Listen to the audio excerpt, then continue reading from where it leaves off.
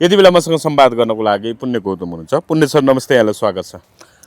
Thank you so much, धन्यवाद। आज संसदको राज्य व्यवस्था तथा सुशासन समितिको बैठक बस्यो र आज त्यहाँ हर्क साम्पाङले विशेष मुद्दाहरू उठाउनुभयो, सम्बोधन गर्नुभयो। त्यसमाथि म तपाईँलाई अलिकति जोड दिन्छु। असंलग्न परराष्ट्र नीतिलाई कायम र सुदृढ गर्दै देशलाई विदेशी हस्तक्षेपबाट मुक्त गरियोस्, राखियोस्। एमसीसी, एसपीपी, बफर स्टेट जस्ता सन्धि सम्झौता, तालमेल र सैन्य रणनीति र युद्धसँग प्रत्यक्ष वा परोक्ष जोडिने अवस्था र घोषणा गर्ने कार्य नगर्ने, त्यो कुरा अगाडि बढाइयोस् भनेर जोरदार कुराहरू उठाउनु भएको छ। अरू अब नुन, तेल, ऊर्जा, पेट्रोलियम पदार्थ बढेको होइन, मूल्य वृद्धिको, अरू कृषिलाई आधुनिकीकरण गर्ने कुराहरू, श्रमदान, उत्पादन, निर्माण, आविष्कारलाई जोड दिने कुराहरू, सीमा रक्षामा जोड दिने कुराहरू गर्नुभएको छ। हिजो मात्रै अमेरिकी सहायक विदेश मन्त्री, दक्षिण एसिया र खाडी हेर्ने सहायक विदेश मन्त्री आइपुगेका छन् संसदमा। आज संसदीय समितिमा हर्क साम्पाङले उठाउनु भएको विषय र हिजो मात्रै बिहानै 6 बजेतिर अमेरिकी सहायक विदेश मन्त्री, दक्षिण एसिया मामला हेर्ने, खाडी क्षेत्र हेर्ने अमेरिकी विदेश मन्त्री, सहायक विदेश मन्त्री आएको प्रसङ्गलाई कसरी हेर्नु पुण्य सर? पहिलो कुरो त संसदको राज्य व्यवस्थापन तथा सुशासन समितिमा हर्क साम्पाङज्यूले जुन ढङ्गले जोरदार तरिकाले आफ्नो मत राख्नुभयो, खास गरी असंलग्न परराष्ट्र नीति र पञ्चशीलताको आधारमा नेपालको विदेश नीति तय हुनुपर्छ, अहस्तक्षेपकारी तरिकाले हामीले विश्व समुदाय सामु आफ्नो उपस्थिति दर्शाउनुपर्छ र नेपालमा मिलेनियम च्यालेन्ज कर्पोरेसन एमसीसी जो इन्डो पेसिफिक स्ट्रेटेजीसँग जोडिएको छ, स्टेट पार्टनरशिप प्रोग्राम यानी कि एसपीपी, जसले नेपाललाई सैन्य रणनीतिको सुरुङभित्र छिराउँछ, त्यसलाई कुनै पनि हालतमा कार्यान्वयन वा पास गर्नु हुँदैन भनेर उहाँले जसरी जोड दिनुभएको छ, यसमा म गुड कम्प्लिमेन्ट दिँदै के भन्न चाहन्छु भने ह्याट्स अप, वाओ, क्या बात, स्याबास हर्क साम्पाङज्यू। यसरी एउटा देशभक्त भूमिपुत्रले आफ्नो आवाज हर ठाउँमा बुलन्द गर्नुपर्छ। देशजन्ता विकास समृद्धिको पक्षमा युवा चटाइमा गुन्द्रीमा बसेर जसरी उहाँले योगदान दिनुभएको छ, अब संसदीय टेबलमा मोर्चामा बसेर पनि उहाँले राष्ट्रहितको सन्दर्भ बुलन्द आवाज गरिरहनु भएको छ। यस्तै सच्चा धरती पुत्र देशभक्त हामीलाई आवश्यक छ। मैले तपाईँलाई भनिहालौँ कि अहिले एमसीसी को बारेमा अमेरिकी सहायक विदेश डिपार्टमेन्ट, म अहिले भन्दैछु, अमेरिकी स्टेट डिपार्टमेन्टले नेपाल र इन्डोनेसियामा एमसीसी को समय अवधि 1 वर्ष एक्सटेन्ड गर्ने भनेर निर्णय गर्यो। त्यहाँ उनीहरूले कानुन पारित गर्यो, थप्न सक्ने कानुन पारित गर्यो। थप्न सक्ने कानुन किन पास गर्यो भने यो सरकारलाई हेरेर विगतको सरकारले एमसीसी नाकको चालले लाजले गालाले पास गर्यो। केपी शर्मा ओलीज्यूले त टेबल पनि हुन दिनु भएको थिएन महरालाई युज गरेर, कृष्णबहादुर महरा। हिजो एमसीसी टेबल नगर्ने कृष्णबहादुर महराको पोलिटिकल करियर कसरी समाप्त गरियो, केपी शर्मा ओलीज्यूलाई कुन हालतमा पुर्याइयो, इतिहास साक्षी र गवाही छ। त्यसकारण अब नयाँ तरिकाले एमसीसीलाई कार्यान्वयन गर्ने, या पासको कुरो छैन, एमसीसी कार्यान्वयनमा लाने गरी त्यही एजेन्डामा लबिङ गर्न र एसपीपी वा एसपीपी हदै बदनाम भएको हुनाले एसपीपी जस्तै कुनै देखिँदा विकासवादी आवरण तर भित्रबाट सैन्य रणनीति सहितको प्याकेज प्रोग्राम लिएर अमेरिका नेपाल छिर्ने दाउ खोज्दैछ। त्यही मेलामेसोमा यो सरकारै अमेरिकाको कम्फर्ट जोन हो र यो सरकार सेना र अमेरिका फ्रेन्डली हुनाले अमेरिकी सहायक विदेश मन्त्री जो भारतीय मूलको मिस्टर कपुर हुनुहुन्छ, उहाँ नेपाल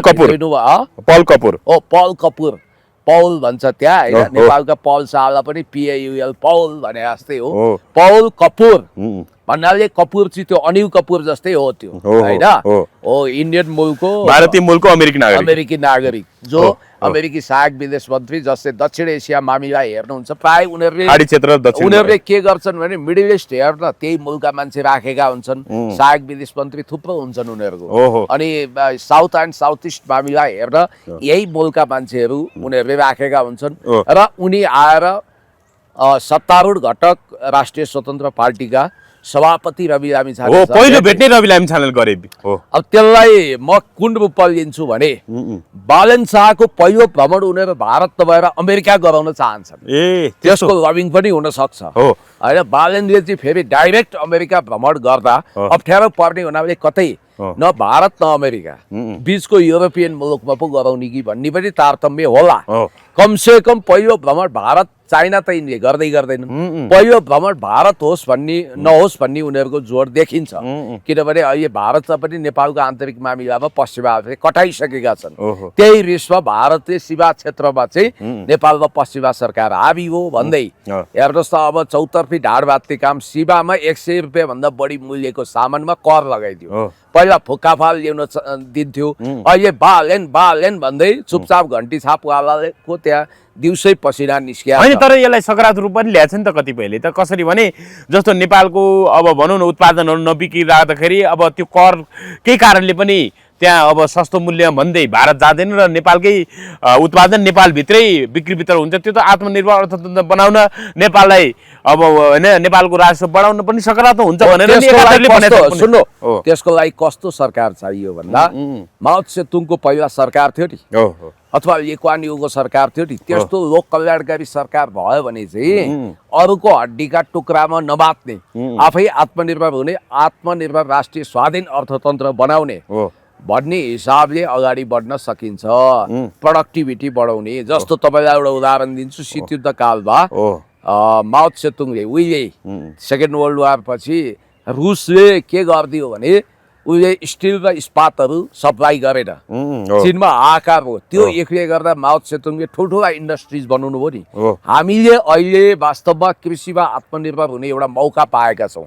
केरा दर्जनको 300 देखि 500 हेर्नुहोस् है, ढाड बाँचिने गरी भन्नाले अब यहाँनिर के बुझिन्छ भने वास्तवमा हाम्रो उत्पादनमा प्रमोसन गर्ने मौका, अथवा हामीले कृषिजन्य कमसेकम कृषिजन्य पदार्थमा आत्मनिर्भर हुने एउटा मौका मिलेको छ।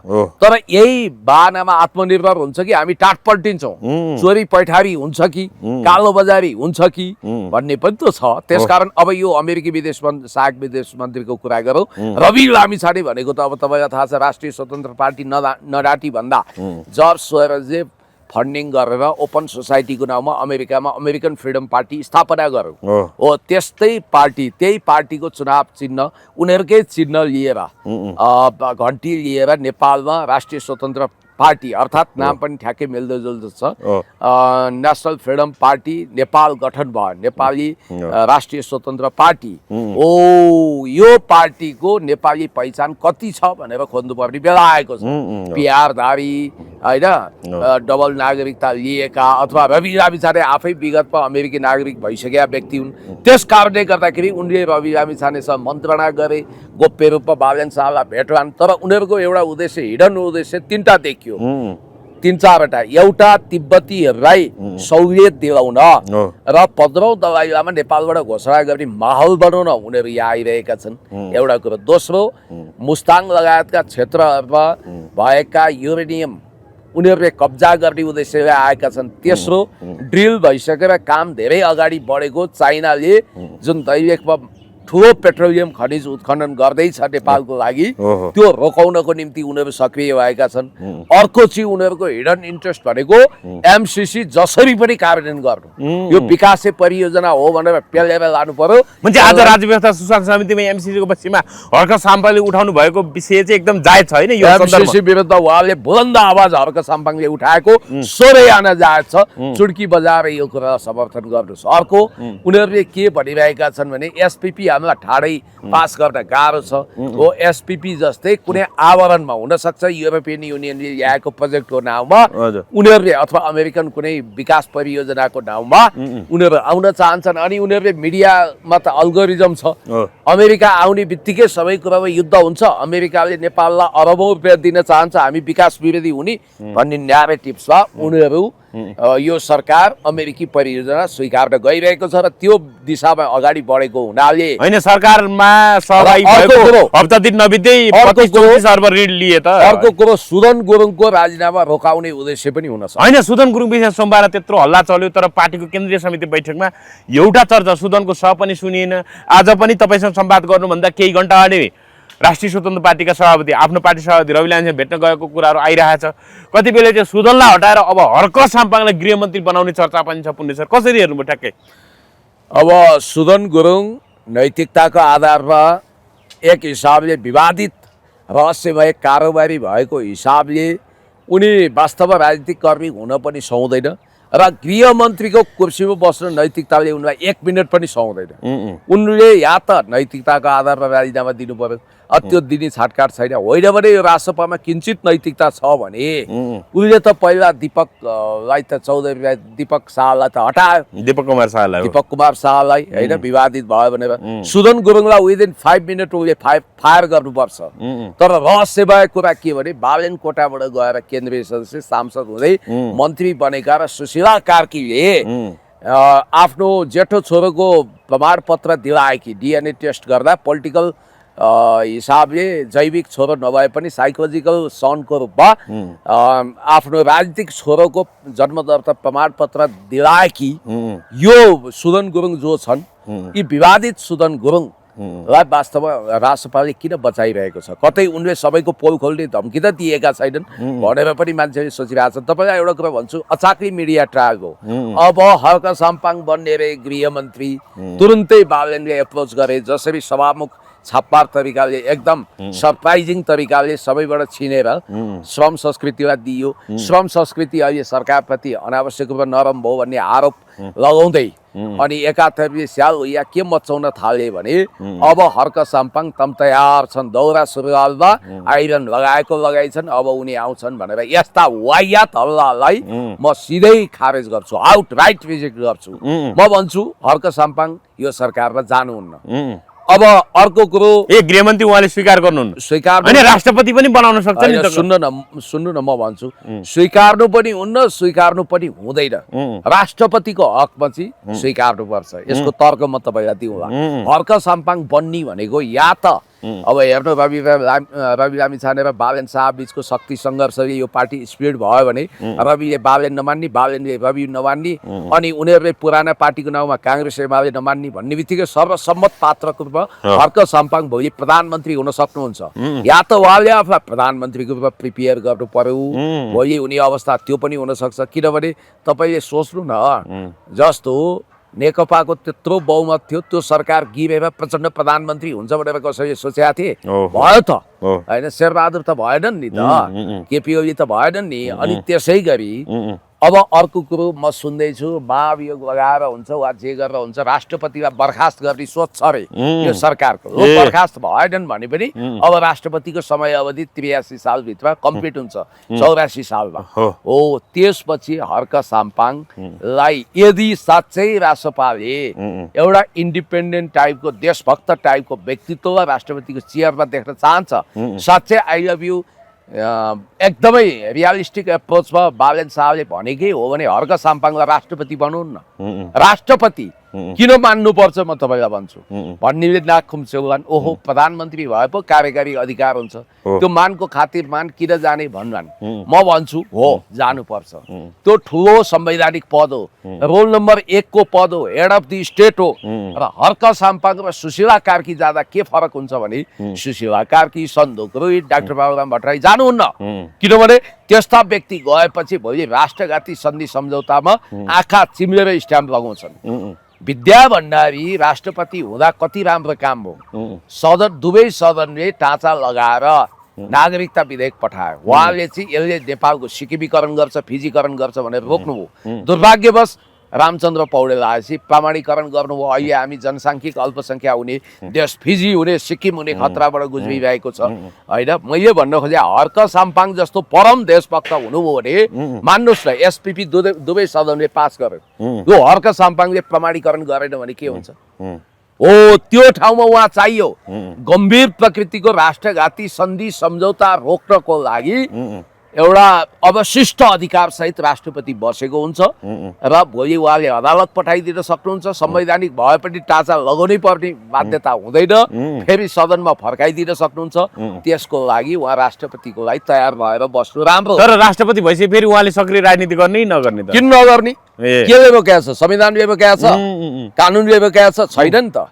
विद्यादेवी भण्डारीज्यू जसरी बिल छ, अब आउनुहुन्छ होला होइन। अहिले त ओलीको फोटो नै हटाइन थाल्यो पार्टीको कार्यक्रमबाट भन्ने कुरा आयो अहिले, हेर्नुहोस् त।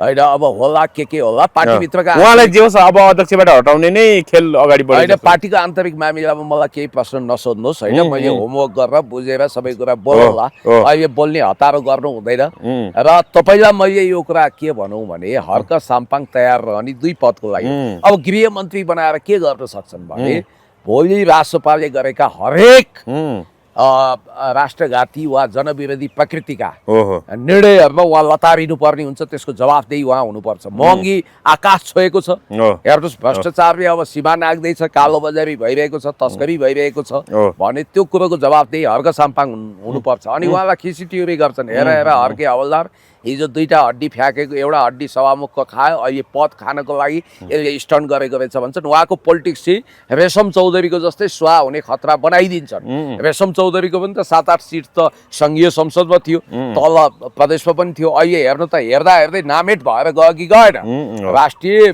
जनमोर्चा जस्तो पार्टी उग्लियो नेमकिपा जस्तो राष्ट्रवादी पार्टीलाई यहाँ टिक्न दिएनन् भने हर्क साम्पाङज्यूलाई त चौतर्फी आक्रमण छ उनीहरू सत्तामा गृहमन्त्रीमा त उहाँलाई अफरै गरे होला उहाँ नगएको के उहाँलाई पदको लोभी देखाउन उहाँलाई पतन गराउन उहाँको राष्ट्रवादी छवि समाप्त गर्न उहाँको नैतिक ग्राउन्ड ध्वस्त पार्न र सरकारले गरेका हरेक कुकर्ममा लतार्नको लागि सहभागी गराउनको लागि उहाँलाई सरकारमा लाने हो उहाँ बालेन शाहभन्दा सिनियर हो उहाँ बालेनभन्दा मुनि सरकारमा बस्न मिल्दैन त्यस कारण उहाँ बने प्रधानमन्त्री बन्ने हो बने राष्ट्रपति बन्ने हो त्यहाँभन्दा तल त उहाँ बन्नै हुन्न होइन अब अमेरिकी सहायक विदेश मन्त्री रवि लामीसँग भेटमा चाहिँ जस्तो छलफल भयो भन्ने कुरा आयो लामो त्यसमा चाहिँ डिजिटल पूर्वाधार सुदृढ बनाउने एआईको प्रयोग बढाउने साइबर सुरक्षा मजबुत गर्ने एआई अब भात खाने भात छैन एआईको कुरा आएको छ यहाँ एआईको प्रयोग बढाउने साइबर सुरक्षा मजबुत पार्ने र अमेरिकी प्रविधिगत दक्षता आदान प्रदान गर्ने उपायहरूको बारेमा कुराकानीको भएको भन्ने कुरा आएको छ के हो कुनै चाहिँ यसमा एसपी अगाडि बढाउनेको लागि आउन् कि यस्ता कुराहरू पो आयो त्यहाँ त यस्ता कुरा कभरमा आउँछ कि त्यसको सुरक्षाको लागि अमेरिकीहरू आउँछन् एउटा कुरो तपाईले अमेरिकी जस्तो साइबर सुरक्षा बढाउने भन्नु एआई को प्रविधि बढाउने एआई प्रविधि किन बढाउनु पर्यो नेपालमा किन उनीहरू आउनु पर्यो यसरी त्यहाँ सुरक्षा भन्ने शब्द किन पार्यो भन्दा सेक्युरिटी कन्सर्नमा उनीहरू तानिएका छन् आएका छन् यो लुकेको छिपेको विषय होइन कि नेपालमा उनीहरू अनुकूलको सरकार जेनजी मोभमेन्ट पछि किन गठन गरे बाबुराम भट्टराई र सुशीला कार्कीहरूको घातक सल्लाह मानेर यो सरकार किन अगाडि बढिरहेको छ भन्दा उनीहरू तिब्बतलाई स्वतन्त्र गर्न चाहन्छन् तिब्बत टुक्राउन चाहन्छन् चाइना हान्न चाहन्छन् त्यसकारण उनीहरू एक चीन नीतिलाई नेपालमा कडाइका साथ लागू गर्नको लागि यहाँ आएका हुन् के अरे एक चीन नीति विरुद्ध चलखेल गर्न आएका हुन् तपाईलाई सुदन गुरुङको विषयमा म स्पष्ट भन्छु Sudan Gurung micro and macro management गर्ने डिप स्टेट वा कुनै अन्तर्राष्ट्रिय शक्ति केन्द्र वा राष्ट्रिय शक्ति केन्द्रको सेटिङमा आएका गृहमन्त्री हुन् उनलाई तिनैले हटाउन सक्छन् जस्तै बनाए या रविजी र बालेनजीले चाहेर पनि हुँदैन उनीहरूले चाहँदा त दीपक जस्ता मान्छे हटाउन् तर सुदन गुरुङ सर्वशक्तिमान देखिए त्यसकारण उनको आवश्यकता सिद्धियो उनले आफको कोया चुसेर फ्याँके जस्तै फ्याँक्नुपर्छ भन्ने मान्यतामा अन्तर्राष्ट्रिय शक्ति केन्द्र पुगेको हो भने कुनै इन्द्रको बाबु चन्द्रले उनलाई रोक्न सक्दैन उनलाई बचाउन सक्दैन तर अन्तर्राष्ट्रिय शक्ति केन्द्रले नेपालमा तिब्बतीहरूलाई अझ स्पेस दिनु छ टिओबीको गतिविधि गराउनु छ नेपालमा असंलग्न परराष्ट्र नीति र पञ्चशीलता ध्वस्त पारेर अमेरिकी शिविरमा नेपाललाई त्यो सुरुङमा हिँडाउनु छ नेपालमा तपाईको यस्तै यस्तै उटपटाङ काम गर्नु छ भने अब तपाईको यहाँ कसैले रोक्न सक्दैन हैन हर्क साम्पाङले पनि भन्नुभयो दिनदिनै नयाँ लफडा सुनिन्छ मार्ग प्रशस्त गरिदिँदा राम्रो हुन्थ्यो भनेर गृहमन्त्री त्यो त प्रश्न बारे भन्नुभएको छ अब एमालेले फेरि गृहमन्त्रीको राजीनामा दिए एमाले भन्नु उच्च स्तरीय समिति गठन गरी अनुसन्धान होस् भन्ने कुरा गरेका छन् अब हेर्नु सुदन गुरुङ त्यही बसेर दीपक भट्टको अनुसन्धान हुन सक्दैन हैन सुदन गृहमन्त्री सुदन गुरुङको राजीनामा माग गर्ने 4 जना युवालाई प्रहरीले पक्राउ गरेको छ भन्ने कुरा आयो भर्खरै त्यो पनि माग्नै नहुने राजीनामा माग्दै नहुने यो फाँसीवाद होइन यो दमनकारी कुरो होइन तपाईलाई एउटा कुरो के भन्छु भने यो डेमोक्रेसी हो कि अटोक्रेसी अब के हुँदैछ नागरिक स्वतन्त्रता कुण्ठित गर्ने काम हुँदैछ हर्क साम्पाङ माथि पनि यिनीहरूले डन्डा चलाउन सक्छन् हैन उहाँको पेज के हुन्छ पुनेश्वर अब नखुल्ने नै हो त होइन यो त तपाईँलाई एउटा कुरा म भन्छु 2टा पेज उड्यो उहाँको सुन्नुहोस् है हो आज पनि उडेछ उहाँको अर्को सामको आज पनि नयाँ पेज उड्यो एउटा मात्रै होइन मैले तपाईँलाई भनेको थिएँ नि बाइ द वे को इन्सिडेन्टली भ्यागुते माइला भनिने शिव खरेल माइलोको टिकटक उडे जस्तो त होइन अर्को होइन तपाईँको भ्यागुते माइलोसँग असाध्यै राम्रो सम्बन्ध छ क्या हरेक इन्टरभ्यूमा तपाईँले उहाँको कुरा गरिराख्नु प्रसङ्गवश भने अहिले भ्यागुते माइलो पुरै तपाईँको त्यो अनुहार पनि छोपेर आइरहेको छ टिकटकमा होइन त्यो के हुँदो रहेछ भने यो ट्रेस गर्दो रहेछ आँखा हो त्यो आँखा छोप्नु पर्ने रहेछ अब मलाई शङ्का के रहेछ भने यो मान्छे अमेरिकी फरेन पोलिसीको बर्खिलाप छ यसले एमसिसीको विरोध गर्छ यसले एसपिपीको विरोध गर्छ यसले बफर स्टेटवाला मान्यताको विरोध गर्छ यसले आइपिएस इन्डो पेसिफिक स्ट्राटेजीको विरोध गर्छ यो मान्छे एमसिसी कार्यान्वयन हुन नदिने मान्छे हो भनेर सिलिकन भ्यालीमा रहेको फेसबुकको हेडक्वार्टरमा मार्क जुकरबर्गलाई यदि सरकारले इमेल लेख्यो भने फेसबुक उहाँको जुनसुकै खुले पनि त्यो बन्द हुन्छ कतै त्यो त भएको छैन बाहिर बाहिर लोकाचार भित्रभित्रै बानाचार कोखाई बाबु आम्मा लात्ताले ड्याममा त भएको छैन त्यसकारण यो तपाईँको उहाँको साइबर एउटा कुरो म तपाईँलाई भन्छु तपाईँको साइबर बुलिङ अथवा कम्युनिटी गाइडलाइन भायोलेन्सको आधारमा हुन्थ्यो भने एउटाभन्दा धेरै उहाँको फेसबुक बन्द हुँदैन थियो यो किन भयो ब्याक टु ब्याक यहाँनिर काहीँ न काहीँ षड्यन्त्र छ उहाँको मुख थुन्न खोजिएको छ उहाँलाई आपत पार्न खोजिएको छ उहाँमाथि सिकन्जा कसिएको छ होइन आज जसरी उहाँले राज्य व्यवस्था समितिमा परराष्ट्र नीतिदेखि श्रम संस्कृतिको विषयमा 33 बुद्धे मार्गचित्र सार्वजनिक गर्नु यसले झन् अझै गाह्रो बनाउन सक्छ पेजलाई होइन उहाँको पेजलाई त सङ्कट पारे किनभने रवि लामिछानेको जस्तो स्टन्ट त होइन नि रवि लामिछानेले त मेरो पेज सस्पेन्ड भयो भने आखिर 3 घण्टामा रिकभर भयो भने त्यो नाटक थियो त्यो त नाटक थियो त्यो पब्लिक सिम्पैथी ज्ञान गर्ने मौन अवधिको एउटा नाटकीय कला थियो यहाँनिर त मौन भन्ने फेरि बोलेर फेरि आफ्नो भनेर आफूतिर ध्यान केन्द्रित आफ्नो ध्यान तान्ने आफूतिर हर्क साम्पाङ एमसिसीको विरोध गर्नुहुन्न थियो भने आज एमसिसीको विरोध गर्नुभयो पेजै उड्यो ल हेर्नुहोस् सम्यो एमसिसी एसपिपीको विरोध नगर्ने हो यो सिंहदरबार कसले जलायो बिआइसिसी कसले जलायो जेनजीका भाइ बहिनीलाई सडकमा लगेर मर्न कसले बाध्य बनायो अनि 24 का अपराधीहरूलाई पनि कारबाही गर्नुपर्छ सरकारका मन्त्रीहरूको रहस्यमय सम्पत्तिको स्रोत कसरी यत्रो देखियो औला दौला पहलपुर क्याबिनेट कसरी भयो अलल्य सम्पत्ति आकाशबाट थुप्रियो कि यिनीहरूको हरेकको सम्पत्ति मन्त्रीमण्डलबाटै शुद्धिकरण गर्नुपर्छ सांसदको सम्पत्ति शुद्धिकरण गर्नुपर्छ भनेर उहाँले त्यो अमरेश कुमार सिंह जो दीपक भट्टसँग ऊ रहेछ कनेक्सन रहेछ होइन सबै कुरा आइसक्यो सन्दुक रोहित दीपक भट्ट यो सुदन गुरुङ सबैको आयो हो सुदन गुरुङको राजीनामा मागेपछि उहाँको फेरि फेसबुक बन्द भयो ल भनेपछि यहाँनिर कसको कनेक्सन के छ भन्ने कुरो बुझ्नुपर्छ सिलिकन भ्यालीमा रहेको मेटा कम्पनी उहाँको खिलाफमा जानुको पछाडि उहाँको पहिलो फेसबुकमा त ल हामीले एकछिनको लागि मान्यौँ कि काहीँ उहाँले शब्द प्रयोग गर्दा एआई ट्रान्सलेटले गलत गरिदियो होला उहाँले अब केही त्यस्ता कुराहरू लेख्नुभयो होला अब जस्ट ल्यान्डेड एट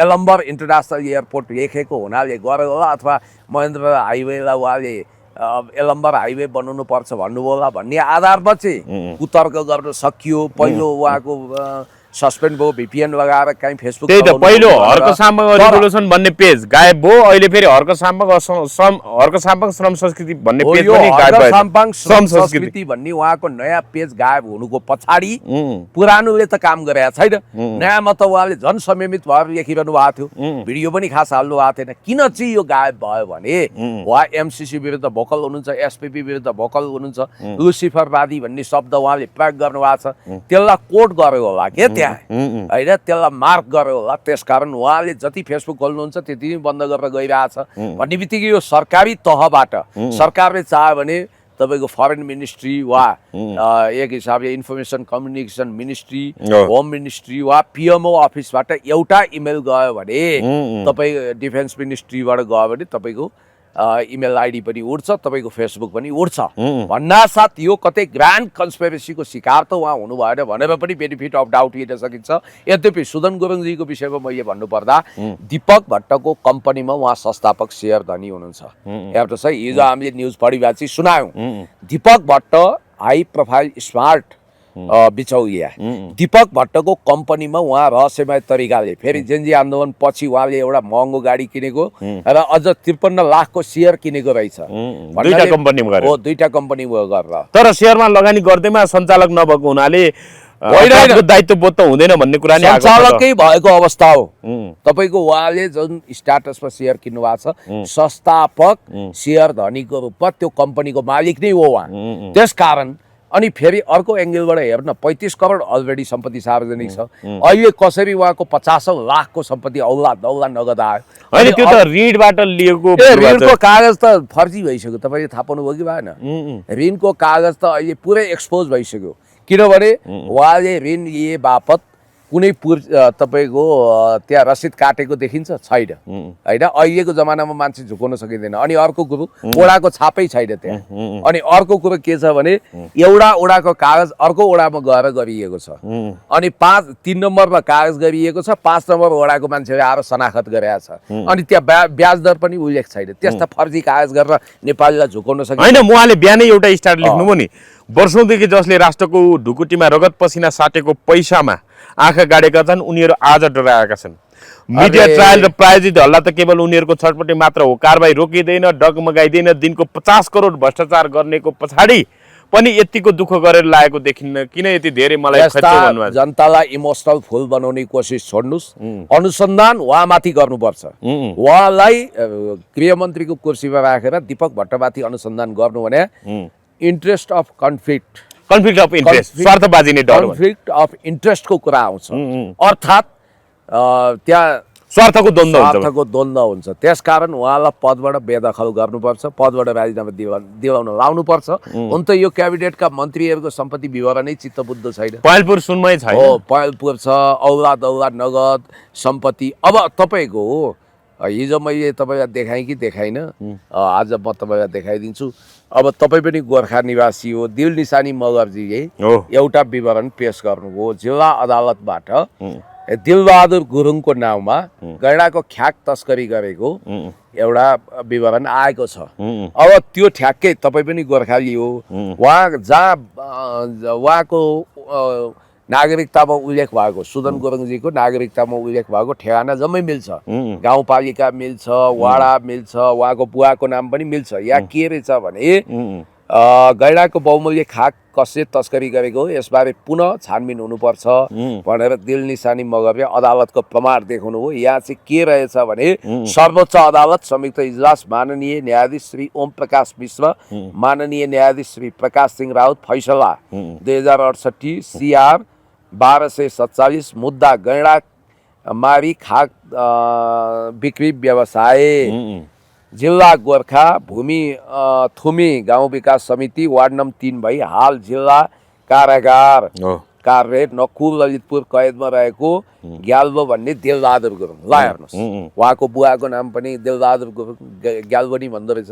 अब बुवा भन्छन् म एकदम सुगमवासी थिएँ, केही पनि थिएन मेरो सम्पत्ति भन्छन् होइन। अब छोरालाई जग्गा बेचेर पढाएको, भरिया बनेर पढाएको, पढ्न नि राम्रो पढेन भन्छन्। छोरो भन्छन् मेरो पैतृक सम्पत्ति थियो 230 रुपैयाँ भन्छन्। यसरी पब्लिकलाई कतिजेलसम्म उहाँले बेवकुफ बनाउनुहुन्छ। अनि आफूमाथि उहाँको चाहिँ 35 करोड सम्पत्तिमाथि शुद्धिकरण गर्नु पर्दैन? त्यो चाहिँ दायित्व हुँदैन? त्यस कारणले गर्दाखेरि हर्क साम्पाङज्यूले एकदम सोरे आना ठिक भन्नुभएको छ। उनीहरूमाथि छानबिन हुनुपर्छ। उनीहरूमाथि दुधको दुध पानीको पानी छुट्टिने गरी अनुसन्धान हुनुपर्छ। हजुर, दिल निशानी मगरकै कुरा गर्दा चाहिँ तपाईँको असाध्यै मिल्ने साथी पनि हुनुहुन्छ। उहाँले अब तेलको विषयमा पनि लेख्नु भएको छ कि उहाँले भारतले यति बेला तेल रुसबाट लिइरहेको छ। उसले तेल ल्याउने समुद्री बाटो भनेको मेडिटेरेनियन सी र ब्ल्याक सी हो। हर्मुज मार्ग हुँदै इरानी तेल बोकेको भारतीय पानी जहाज 2-3वटा मात्रै भन्दा धेरै पास भएको छैन। त्यो पनि अस्ति गोलाबारीमा परेको थियो। भारत आउने तेल रुसको हो, इरानको होइन। रुसको तेल भारतले नेपाललाई मात्र होइन युरोपमा पनि पठाइरहेको छ। तर भेडा नेपाललाई उल्लु बनाएर फसाउनुसम्म फसाएर महँगी बढाछन् भनेका छन्। कसरी हेर्नु? त्यो त हो नि, स्ट्रेट अफ हर्मुजबाट आउने मात्रै होइन, मेडिटेरेनियन सी र ब्ल्याक सीबाट त्यही पनि रुसको तेल ल्याउँछ भारतले। रुसको त्यहाँ उयो क्रुड अयल ल्याउँछ, त्यहाँ रिफाइन गर्छ र यहाँ पठाउँछ। यहाँ बाना के बनाइयो भने जुन तेल मेडिटेरियन सी र ब्ल्याक सीबाट आउँछ त्यसलाई चाहिँ स्ट्रेट अफ हर्मुजको मार्ग बन्द भएको हुनाले भारतीय अयल निगमले भाउ बढायो, उहाँ पनि बढ्यो यहाँ पनि बढायो भनेर भारतमा पनि जनता बेवकुफ बनाएको छ भारतीय सरकारले। यहाँ झन् महाबेवकुफ बनाएको छ। भारतमा बढीमा 140 रुपियाँ लिटरमा पाइने तेल यहाँ होइन, अहिले 97 पाइन्छ त्यहाँ त। 97 रुपियाँ नेपाली हो, होइन भारतमा चाहिँ 97 रुपियाँ त्यहाँको आइसी पैसा रहेछ त्यति पाइन्छ भने 100 भन्दा कम छ। त्यो भनेको नेपालको विनिमय दर 160 हो। अब 30-40 रुपियाँ यस्तो छ, स्टेट पिट चाहिँ फरक छ। 80 रुपियाँमा पनि पाइन्छ त्यहाँ पेट्रोल, होइन तेलको भाउ त्यति छ भन्नाले यहाँ खाद्य पदार्थ हेर्न चौतर्फी भाउ बढाइएको छ। महँगी यति धेरै छ कि तपाईँको आय स्तर छैन, आम्दानी छैन, उद्योग धन्दा छैन। चीनसँग मिलेर एमओयू गरेर बिआरआई अन्तर्गत केपी शर्मा ओलीज्यूले सैकडौँ उद्योग खडा गरेर नेपाललाई आर्थिक रूपमा आत्मनिर्भर बनाउने कोसिस गर्नुभएको थियो। अब यहाँ चिनिया लगानीकर्ता पनि फिर्ता हुने अवस्था आएको छ, फेरि तिब्बतवालाहरू सल्बलाइरहेका छन्। त्यस कारणले गर्दाखेरि देश जनता विकास समृद्धिको पक्षमा यो सरकारले सोचेकै छैन। हर्क साम्पाङज्यू जस्तो परम देशभक्त जसले असंलग्न परराष्ट्र नीति र पञ्चशीलताको आधारमा नेपालको फरेन पोलिसी तय हुनुपर्छ भन्ने उहाँले आवाज बुलन्द गरिरहनु भएको छ। तर यो सरकारले अनदेखा गरिरहेको छ र नेपालमा महँगी गरिबीको मार यति धेरै छ कि मैले कति पटक भनौँ, अहिले सरकारको चालु खातामा रहेको विदेशी मुद्राको सञ्चितले केवल 8 महिना मात्रै धान्न सक्छ आयातलाई, है। हामी पूर्णतया विदेश निर्भर भइसक्यौँ। अनि अर्को कुरा के छ भने रेमिट्यान्स 25% को दरले बढ्यो। अनि त्यसपछि यहाँ नेपालमा गरिबी बढिरहेको छ, महँगी बढेको छ। यसले गर्दा अपराध पनि बढ्ने सम्भावना छ। सत्ता पक्षीय मान्छेहरू केटाकेटी आयो गोली चलायो मट्याङ्ग्राको सत्यानाश टाइपका छन्। त्यस कारणले गर्दाखेरि म तपाईँलाई के भन्छु भने यो बेलामा हामी एकदम सजग भएर अगाडि बढ्नुपर्छ। हजुर, यहाँनिर अर्को विषय पनि छ पुण्य सर।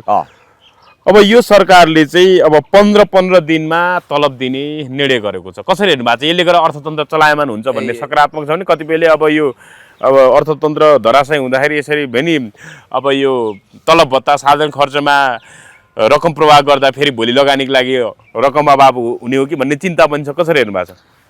यो अपरिपक्व काँचो निर्णय हो। 15 दिनमै तलब आउने भयो हेर्नुहोस् है। वर्किङ तपाईँ पनि सरकारी जागिरी भएको भए 15 दिनमै तलब आउने रहेछ।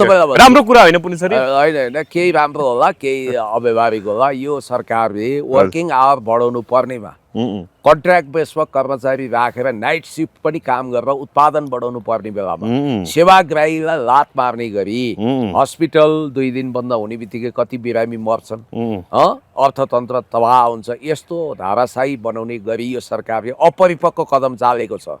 अब यो विधाको कुरो पनि एउटा डेन्जर कुरा हो। अर्को 15 दिनमा तपाईँको खातामा तलब हालिदिने भनेर सरकारले भनेको छ। एक त अर्थतन्त्र अत्यन्तै डामाडोल भएको बेला सरकारले नियमित तलब खुवाउन सक्ने अवस्था छैन। अब अर्थतन्त्र यो स्टार्ट गरेर हुन्छ, घर घरमा लाइसेन्स होइन। तर यहाँ त वास्तवमा यो निर्णय अर्थतन्त्र निरन्तर नगद प्रवाह बढाउँछ, व्यापारलाई चलायमान बनाउँछ र समग्र आर्थिक गतिविधिलाई सकारात्मक प्रभाव पार्छ। यसले अर्थतन्त्रलाई स्थिर र गतिशील राख्न मद्दत गर्छ र छोटो समयमै उपभोग र उत्पादन चक्रलाई बलियो बनाउँछ। यथार्थ बुझौँ भन्ने हिसाबले कतिपयले यसलाई सकारात्मक लिएर पनि शेयर गर्छ। तर नेपाल जस्तो तपाईँको साधारण खर्च व्यापक भएको देशमा तपाईँले यो गर्न केही पनि फाइदा छैन। 1 महिनामा दिनु र 15 दिनमा दिनुमा केही फरक छैन। उही आउने तलब के डबल हो।